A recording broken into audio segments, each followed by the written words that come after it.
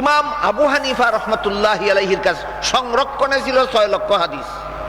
এর মধ্যে 3 লক্ষ হাদিস তিনি লিখিতভাবে সংরক্ষণ করেছিলেন, আরো 3 লক্ষ হাদিস তার মুখস্থ ছিল। ইমাম বুখারীর কত হাদিস মুখস্থ ছিল?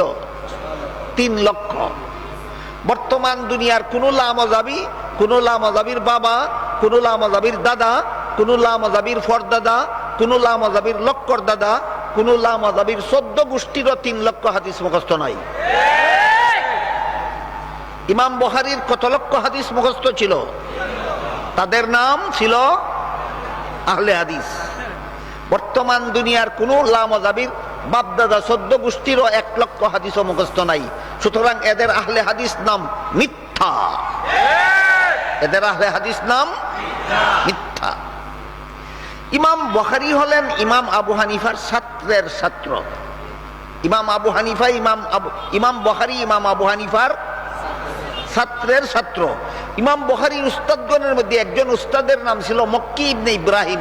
মক্কি ইবনে ইব্রাহিমের উস্তাদ হলেন ইমাম আবু হানিফা রহমতুল্লাহ আলাইহি। তাহলে আবু হানিফা বুখারীর কি উস্তাদের উস্তাদ, আবু হানিফা বুখারীর কি বুখারী আবু হানিফার কি ছাত্রের ছাত্র। যে ছাত্রের ছাত্র 3 লক্ষ হাদিস মুখস্থ জানতো, তাহলে উস্তাদের উস্তাদ এর থেকে কম জানতো? আপনাদের বিবেক কি বলে?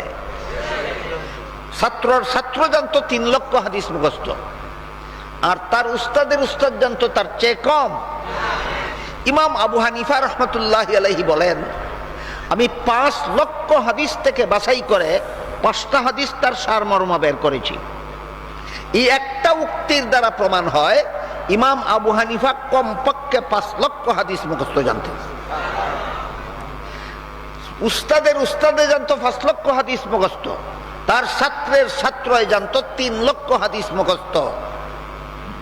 লামাযাবিদের 14 গোষ্ঠী মিলাইয়াও 1000 হাদিসও মুখস্থ নাই। এবার বলুন আপনারা আহলে হাদিস কারা?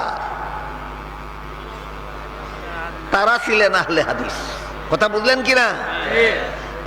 তখনকার আহলে হাদিস এর অর্থ ছিল হাদিস চর্চাকারী। তখনকার আহলে হাদিসের অর্থ ছিল হাদিস চর্চাকারী। বুঝেছেন হাদিস চর্চার পদ্ধতি? উস্তাদের কাছে হাদিস শিখতে হবে, লক্ষ লক্ষ হাদিস মুখস্থ জানতে হবে, হাদিস মুখস্থ করে হেফাজত করতে হবে, হাদিসকে বিনষ্ট হতে দেওয়া যাবে না। যেমনটা উস্তাদের কাছে শিখেছিল তেমনটা ছাত্রদেরকে শিক্ষা দিতে হবে। এই হলো হাদিস চর্চার 4 কাজ। এদেরকে তখন মুহাদ্দিসিনের পরিভাষায় আহলে হাদিস বলা হইতো। এই রকম আহলে হাদিস লামাযাবিদের মধ্যে একটাও নাই।